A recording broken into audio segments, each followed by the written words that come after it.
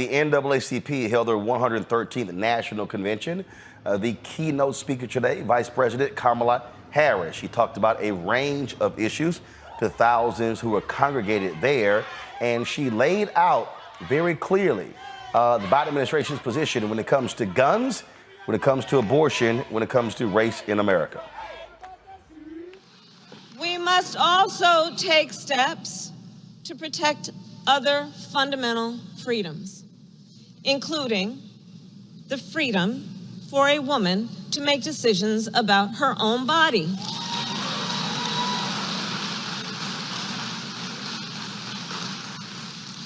And you know, on this subject, it's important to note that to support a woman's ability, not her government, but her, to make that decision does not require anyone to abandon their faith or their beliefs.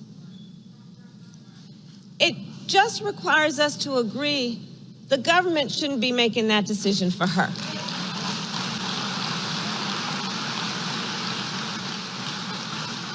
And think about it. For the first time in generations, the United States Supreme Court, the highest court of our land, the former court of Thurgood Marshall, took a constitutional right that had been recognized from the people of America, from the women of America. We know, NAACP, that our country has a history of claiming ownership over human bodies,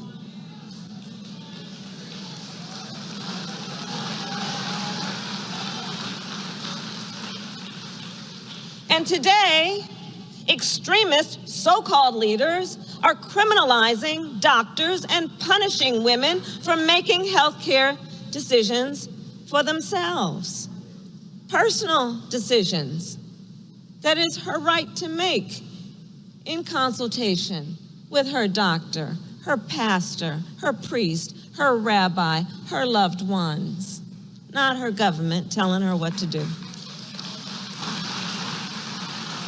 And these so-called leaders, so-called, claim that, well, you know, we just think that this is a decision that should be made by the folks in the states. People in the states can vote on this, right?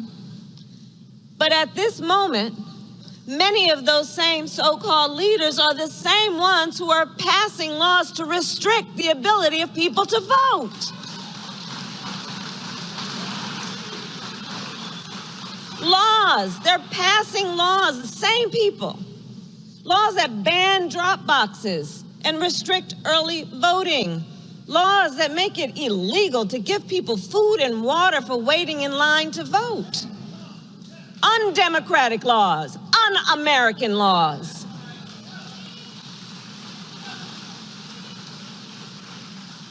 You know, I asked my team you remember Venn diagrams, those 3 circles, right? And then let's just see where they overlap. So I asked my team, I said, you know, do a Venn diagram on 2 circles for me. And in particular, the overlap of states that are attacking the freedom to vote and attacking women's freedoms over their own bodies. There are 10 states that are doing both. Here's the point. Our freedoms are all connected. Consider the freedom to vote. The freedom to vote is the freedom that unlocks all others. It is a catalyst for economic justice, for social justice, for racial justice. And generations of leaders gave their sweat, their tears, their blood in its defense. So leaders of the NAACP, together we have fought hard to move our nation forward. And yet, we must recognize there are those who are fighting to drag us backward. extremist, so-called leaders who are attempting to undermine our democracy and assault our most fundamental freedoms. The freedom to be safe from gun violence, the freedom to make decisions about our own bodies, and the freedom to vote. All righty, folks, let's get into our panel. Joining us right now, Dr. Julianne Malveaux. She, of course, is the dean out in California. First of all, President Emeritus Bennett College. She also Dean College of Ethnic Studies, California State University, L.A., Makongo Dabinga, Professorial Lecturer, School of International Service, American University, Reverend Jeff Carr, founder of the Infinity Fellowship in Nashville. All right, so what you're seeing here, Julianne, you're seeing the VP going out there. She, of course, was at the AK convention, speaking here at the NAACP. I said last week that it makes perfect sense to get her out more, get her out of D.C. Senate's not voting. You don't need her there to break 50-50 ties. And so if I'm this White House, she's hitting every black convention. She's talking criminal justice at the National Bar Association. She's going to NABJ, NAHJ. She's going to the American National Medical Association. She's going to the National Dental Association.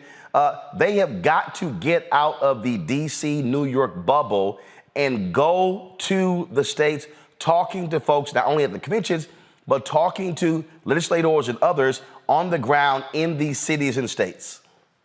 Absolutely. I think it's a great move on the part of the White House, but I think that we think about it, maybe it's a little late. She not only needs to go to these national conventions, which I think is very important, and she will be at many of those, as you've mentioned, but I think it's also important for her to hit some of the community centers, to talk to some of, again, here's the issue, Roland. There are people who are disillusioned. They're not going to be at the NAACP convention. They're not going to be at the Urban League convention, and certainly they won't be at NABJ or NAHJ. These are the folks who need to see her touching the people that we want to get out to vote for 2022. We're just a few months away from that midterm election, and from the numbers that I'm seeing, that we're all seeing, it's not a great thing. It's just we don't have the momentum that we need. But, the vice president is doing a great job, as she always does. But I wish that the White House would do as great a job about communicating message. She's an effective messenger, but it's very disheartening to see President Biden take body blow after body blow after body blow, and his communications team is not fighting back. We've seen this time and again. Kamala out there, good thing. Little bit more aggressive messaging, better thing. DNC engage, even best thing. But again, what's going on with the DNC? The thing, though, I'm a Congo that when I look at this, because she didn't just speak at the NAACP, held a roundtable discussion on reproductive rights with leaders there in New Jersey. To me, that is the smart strategy. But again, it gets her out of D.C., allows them not only to speak at the national conventions, touch local leaders, but also drive media in those particular locales as well. And so that way you're having a message that's going directly to people as opposed to hoping national media covers it.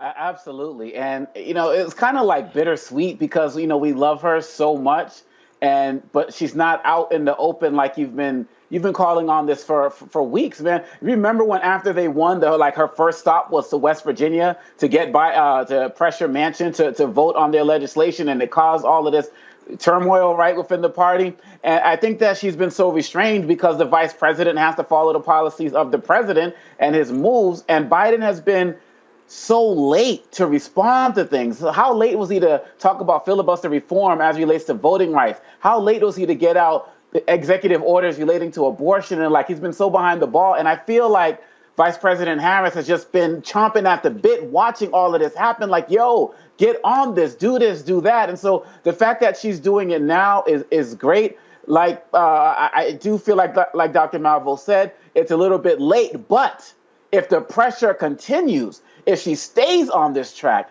continues to use the biggest platform and the biggest pulpit that the president and vice president have, then it's going to start to have that continued engagement from the press, from the communities. Because right now, what I'm seeing, Roland, and you know this better than anybody, I'm seeing all of these news cycles. They're pretty much talking about 2024 in the presidential election like 2022 was a done deal. Yep. And with pressure from Vice President Harris getting out there and speaking like she does and knowing the facts and knowing the courts and knowing all of these things, she can really start to sway people to start to really say, hey, we're not done yet. Hey, we have more work to do. Hey, we still got to put some more pressure on in a way that President Biden just has not been doing on a consistent basis. So it's great to hear her. But like you said, we need to see a lot more, and not just this summer season. When folks come back into session, she needs to be all up in it, just like she's doing right now. And look, Jeff, the White House has been very careful when it comes to COVID, taking the necessary precautions, things along those lines. But the reality is other groups are meeting. They should be having, I dare say, weekly town halls in critical battleground states. They should be taking Air Force One or Air Force Two and having town halls with voters, with the public in Wisconsin, in Pennsylvania, in Georgia, in North Carolina, in Florida, in Pennsylvania. Again, those Ohio, those states where they're going to need to pick up wins in the Senate races. That's how you actually do it. Be willing to take folks on when it comes to the issue of inflation, of gas prices. In fact, I want to show a tweet, and this was a little bit earlier. Again, of course, it's no shock that you don't see Fox News or Fox Business talking about this. Why? Because things have changed. Now, how often did we have to deal with these people, Jeff, who were yelling, hollering, and screaming constantly about gas prices? Well, President Biden actually issued sent out a tweet. Let me see if I can pull up on this phone over here, talking about how gas prices have dropped. But again, they've got to be making that point known, not just in tweets. You got to be making that point known to folks, and again, driving that thing home, because you can't count on the same price. So first of all, here was a tweet that he sent out right here. Let me know if y'all are seeing it. Hopefully, okay, let me do this here. Let me see if I can pull it back up. All right, let's see here. There we go. Okay. All right. First of all, this tweet went out. All prices have come down 20% from June highs, but high prices at the pump have only come down half as much. As unacceptable. It's time for oil and gas companies to pass along their lower costs to Americans, okay? Now, that's Biden hitting the oil companies. This is the chart that they posted. This is what they need to be actually showing right here, okay? It's showing dollars per barrel. So you see how the gas prices are still remaining high, even though dollars per barrel have actually dropped, okay? You see what's going on there. He also, and again, to me, you got to be having this thing where it's going out to the public, and they're seeing it, and they're also responding. He sent this tweet out here on the Twitter feed. Gas prices have been dropping for 34 days straight, about 50 cents a gallon. That saves the average driver about $25 a month. I know those extra dollars and cents mean something. It's breathing room, and we're not done working to get prices even lower. Of course, the haters are not going to say anything about that. But again, putting them in the position where they're talking to voters. Yeah, you might get a situation where you get criticized by a voter, but you take that chance because you got to be communicating with regular everyday folk. You know, there are a number of issues that are coming up with this, Roland, and Dr. Malveaux has touched on them. So has Brother Dr. Omekongo. When we talk about how do we reach the average voter, that should be the focus of this White House. And when I mean this White House, I mean the 1-2 punch of President Joe Biden and Kamala Harris. It's not, there's been a precedent for sending out the VP to kind of do the dirty work, to be the fisticuff person. We saw it in the Obama administration. We saw that that's where the name and one of the titles for president or vice president at the time, Joe Biden, came from. People started calling him Uncle Joe because they felt like Uncle Joe was going to be the guy that scrapped. When it was time to go down, Uncle Joe could step up. And part of that was because he had a scrappy personality. He had a lot of energy. He was from Pennsylvania. He wasn't taking any mess. And he also had the cover of white privilege. So he could attack and go off on anybody and it not have a negative effect on the electorate. We're seeing this role now being assigned to Vice President Kamala Harris. She's going out and she's being heavy-fisted, whether that's in front of 12,000 sorors at AKA or whether it's in front of the NAACP or any number of conventions. Something that Dr. Julianne said is something that I want to expand on. How do you get to the average voter? Perhaps they are using the typical or the archetypal Saul Alinsky method of going into a community organizing model where you're trying to talk to stakeholders first.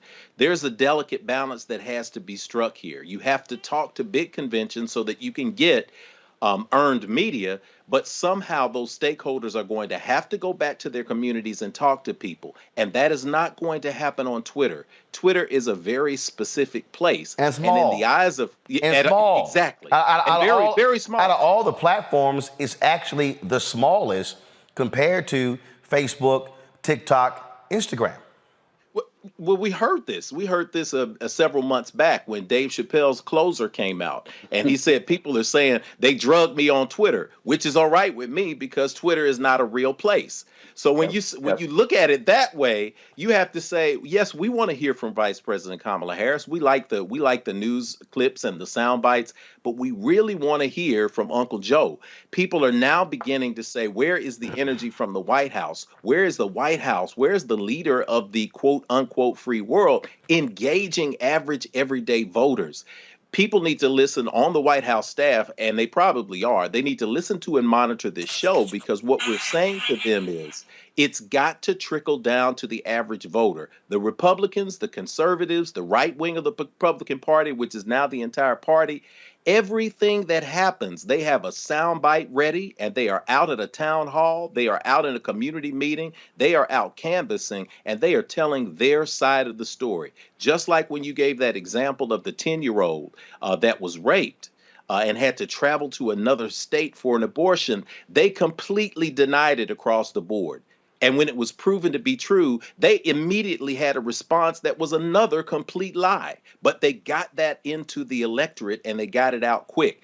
The Democrats are going to have to do that quickly. Get the message to the grassroots so that people can turn out, not in 2024, but right now in the midterms when so much is at stake. You take advantage of what's happening right now. And yeah, look, I have people who hit me up constantly about 2024. And I'm like, I don't give a damn about 2024. I'm focused on November. All right, folks, back to our Roland Mark Unfiltered video in just one moment. Folks, Black Star Network is here. Hold no punches. I'm real revolutionary right now. Support this man, Black Media. He makes sure that our stories are told. Thank you for being the voice of Black America, Roland. Stay black. I love y'all. All momentum we have now. We have to keep this going. The video looks phenomenal. See, there's a difference between Black Star Network and black-owned media and something like CNN. You can't be black-owned media and be scared. It's time to be smart. Bring your eyeballs home. You dig?